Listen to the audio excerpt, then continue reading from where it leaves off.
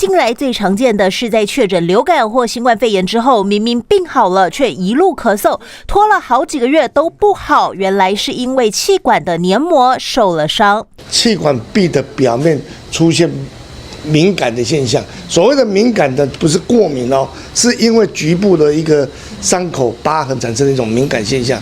那这种非常的痒就是开始咳。强调这一种黏膜受伤导致的敏感性咳嗽，如果没有尽快治好，就会变成过敏症状。